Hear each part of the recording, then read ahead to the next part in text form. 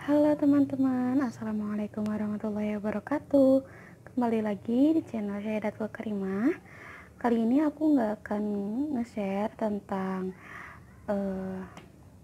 resep makanan, tapi di sini aku bakal ngasih tahu tanda-tanda gangguan jin pada manusia. Tapi sebelumnya jangan lupa di like, di komen, dan di share ke sosial media yang kalian punya.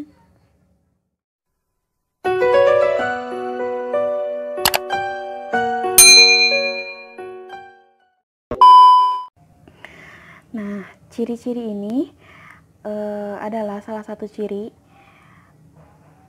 untuk mendiagnosa apakah pada seseorang atau pada tempat tertentu terdapat gangguan jin atau tidak. Dan ini bukan kesimpulan akhir, karena bisa jadi indikator tersebut adalah kelalaian dan kemalasan saja, atau faktor gangguan fisik. Ciri-ciri pertama pada fisik, yang pertama adalah pusing sebagian atau keseluruhan. Yang kedua, leher berat atau kaku. Yang ketiga, bahu, pundak terasa berat dan pegal. Yang keempat, nyeri panas atau terasa berat pada bagian tertentu. Yang kelima, sesak dada atau panas. Yang keenam, sakit pada perut atau ulu hati. Yang ketujuh, gangguan sekitar rahim, prostat atau ginjal. Yang kedelapan, pandangan mata kabur.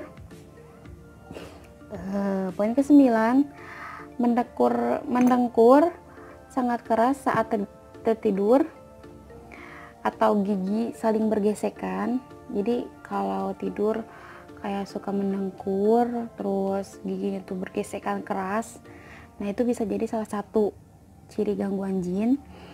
Nah, poin ke-10, makan dan minum melebihi ukuran normal dan tidak kenyang-kenyang. Padahal kita udah pakai bismillah atau ya udah berdoa lah ya, tapi nggak kenyang-kenyang, bisa jadi itu juga jadi salah satu ciri gangguan jin pada diri kita. Yang ke-11, kita mempunyai kemampuan fisik melebihi kemampuan manusia pada umumnya. Nah, selanjutnya poin yang ke-12, sakit pada bagian tertentu yang posisinya berpindah-pindah. Misalkan hari ini sakit di kepala, besoknya di punggung, terus besok harinya lagi di kaki. Nah, itu juga bisa jadi salah satu ciri gangguan jin pada diri kita. Nah, yang ke-13, sakit tiba-tiba lalu hilang begitu saja. Yang poin terakhir pada ciri-ciri fisik, yaitu sering berbicara sendiri atau halusinasi. Jadi kan kadang kita suka ngeliat ya seseorang yang kadang dia tuh kayak lagi ngomong sendiri. Bisa jadi juga itu adalah faktor atau ciri-ciri gangguan jin pada dirinya. Oke, ciri-ciri yang kedua itu adalah pada psikis. Yang pertama, ciri-ciri pertama pada psikis itu mudah atau sering marah dan tersinggung. Kadang orang lain ngomong padahal ya orangnya nggak niat buat bikin kita marah, tapi kita tuh marah dan tersinggung berat gitu. Itu bisa jadi salah satu faktornya. Yang kedua, bingung dan sulit konsentrasi. Yang ketiga, sering mimpi yang menakutkan dan tidak menyenangkan. Kadang kita kalau mimpi suka aneh-aneh gitu kan. Nah, itu bisa jadi salah satu cirinya juga, ciri gangguan jin pada kita. Yang keempat, sering bermimpi didatangi binatang seperti ular, ulat, buaya, harimau ataupun yang lain-lain. Itu kebanyakan yang biruk ya. Mereka itu mengeluhkan sering bermimpi didatangi ular atau harimau. Itu yang sering terjadi. Yang kelima, sering bermimpi dengan orang yang sama. Yang keenam, bermimpi jatuh dari tempat yang tinggi. Nah, ini sering banget ya kita alami gitu, kalau misalkan lagi tidur tiba-tiba kita langsung kayak kaget gitu karena jatuh dari tempat tinggi. Nah, itu bisa jadi salah satu cirinya juga. Yang ketujuh, bermimpi berada di tempat yang berbau busuk sekali. Yang kedelapan itu resah, gelisah, takut, dan minder. Selanjutnya, sulit tidur atau terlalu banyak tidur. Yang ke-10, malas beraktivitas dalam hal kebaikan. Jadi misalkan dalam sehari kita itu malas-malasan, tiduran aja, rebahan aja, tanpa melakukan kegiatan yang bermanfaat atau berpahala, itu bisa jadi juga salah satu ciri gangguan jin. Yang poin selanjutnya, sering berprasangka buruk dan was-was. Lalu merasa ada bisikan-bisikan di hati atau telinga. Jadi kayak ada yang bisik-bisik aja di hati, atau ngasih tahu di tempat ini ada jinnya loh, di tempat itu ternyata kayak gini tuh. Yang selanjutnya, pada malam hari terkadang mendengar letusan di atap atau sekitar rumah-rumah. Nah, ini sering banget terjadi ya, kayak kalau di atap rumah tuh ada yang jalan-jalan, atau ya mungkin kita ngiranya cuman kucing atau tikus kayak gitu, tapi bisa jadi itu yang lain halnya juga ya. Lalu selanjutnya, sering bisa menebak peristiwa yang akan terjadi. Jadi kita tuh bisa menerawang gitu loh, misalkan nah kayaknya besok bakal ada ini nih, kayaknya nanti sore ini deh, atau ya penerawangan lainnya ya. Lalu selanjutnya, bisa melihat sesuatu yang umumnya tidak bisa dilihat orang lain. Ya seperti kita melihat jin dan yang lainnya, itu bisa jadi karena misalkan kita bisa melihat jin atau makhluk halus lainnya, itu karena di diri kita itu ada jinnya. Jadi sesama jin itu emang bisa ngeliat gitu. Lalu selanjutnya, merasa selalu ada yang mengikuti. Serem. Nah, ini kadang banyak orang juga yang sering mengalami ya, kayak ada yang ngikutin belakang, lihat nggak ada, selalu aja kayak gitu. Mungkin kamu perlu diruqyah. Ciri-ciri yang ketiga itu sekarang pada ibadah. Yang pertama, sering lupa rakaat sholat. Nah, kalian sering gak tuh ngalamin? Yang kedua, terasa berat atau mengantuk saat zikir. Itu sih pasti ya kadang gitu ya, kalau kayak di masjid zikir setelah sholat itu ngantuknya Masya Allah, ngantuk banget. Oke, yang ketiga, sering sulit bangun pagi. Padahal kita udah nyalain alarm, udah dibangunin sama Umi, sama Abi, sama saudara kita, kakak, adik, atau semuanya, tapi masih aja susah gitu buat bangun subuh. Itu kayaknya jadi salah satu ciri atau faktor penyebab di diri kita ada jinnya. Yang keempat, sering buang angin ketika selesai wudhu. Dan yang kelima, was-was ketika kita beribadah. Oke, ciri-ciri yang keempat yaitu aktivitas sosial. Yang pertama, terhalangnya rezeki, sering gagal juga dalam berusaha. Yang kedua, terhalang atau sulit mendapatkan jodoh, atau benci dan dendam pada lawan jenis. Jadi kayak biasanya trauma sih ya kalau kayak gitu, pernah disakitin sama seseorang, terus jadinya nggak mau nikah, nggak mau deket atau nggak mau ta'aruf gitu sama seseorang. Nah, itu juga bisa jadi salah satu ciri gangguan jin pada diri manusia atau diri seseorang. Nah, ciri-ciri yang kelima itu ada di barang atau benda. Yang pertama, merusak benda, mesin, peralatan kerja, atau mesin pabrik.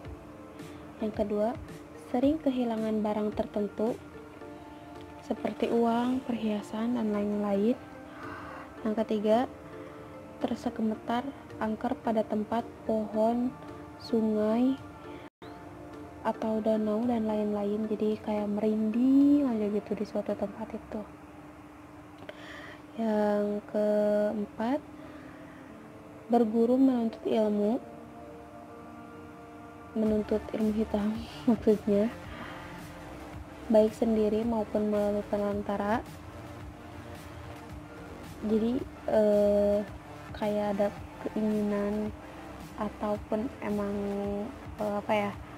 udah mencoba belajar di tempat-tempat ilmu hitam kayak gitu. Itu juga salah satu ciri gangguan jin pada diri seseorang. Yang kelima, amalan ini jadi cahayanya terang banget soalnya cahaya mataharinya ada di situ. Yang kelima, amalan wirid tertentu yang sama sekali tidak ada tuntunannya dari Rasulullah, baik jenis, rangkaian, ataupun jumlah bilangannya. Oke, itu sebagian ciri-ciri yang sedikitnya lah mungkin bisa membantu kalian yang masih bertanya-tanya apakah aku harus diruqyah atau enggak, apakah di diri aku ini ada jinnya atau enggak, atau di rumah aku itu terasa angker, terdapat jin atau enggak. Nah, itu bisa jadi patokannya gitu. Tapi itu semua.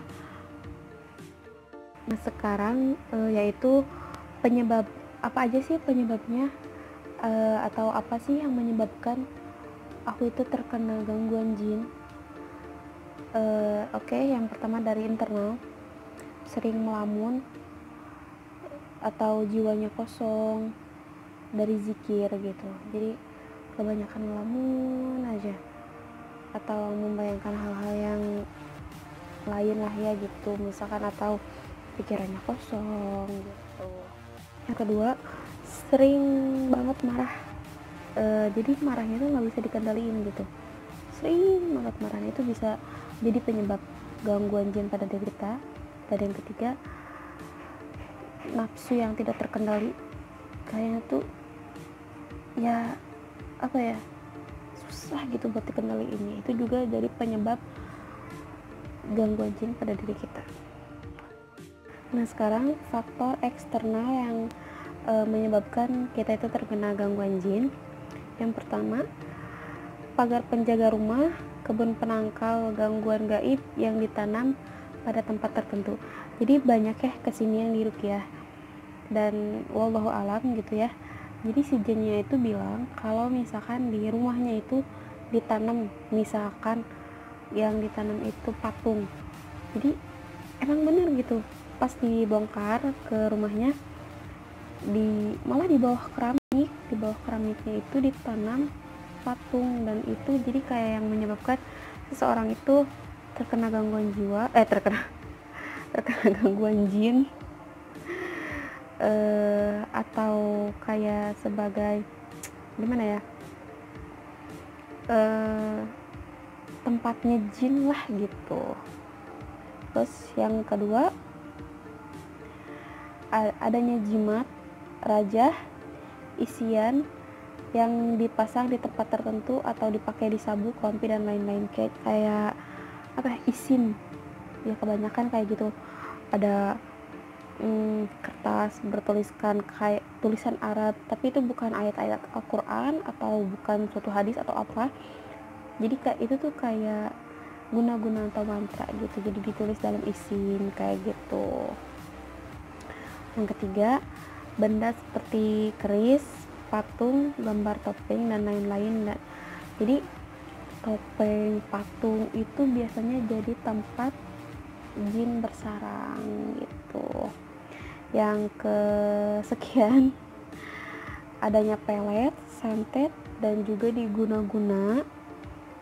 Lalu kita itu kadang dijadikan tumbal, ataupun keluarga atau orang yang berbuat syirik kepada kita itu bisa jadi penyebab kita diserang jin, atau kita kemasukan jin atau gangguan jin pada diri kita. Itu bisa jadi dari orang terdekat atau orang yang syirik kepada kita, seperti itu. Nah, jadi gimana sih buat antisipasinya? Yang pastinya perbanyak zikir, mengingat kepada Allah, lalu pelajari Islam secara kafah,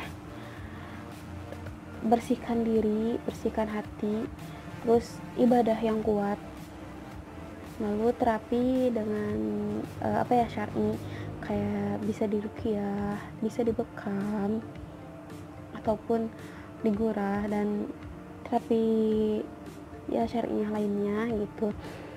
Nah, di sini buat warga Cianjur atau sekitaran Cianjur, kalian bisa datang ke klinik DRC untuk diruqyah gitu, konsultasi gratis. Kamu bisa tanya-tanya sepuasnya, kamu konsultasi aja, nanti bisa diarahkan kamu harusnya kamu harus diruqyah, digurah, dibekam, dan pokoknya konsultasinya gratis. Nanti aku sertakan alamat kliniknya di deskripsi ya. Oke, mungkin cukup sekian dulu informasi yang bisa aku bagiin. Insyaallah di video selanjutnya aku akan share tentang bekam ataupun gurah ataupun pengobatan lainnya ya. Jangan lupa di subscribe, di like, di komen, dan juga di share ke seluruh media yang kalian punya. Thank you. Assalamualaikum.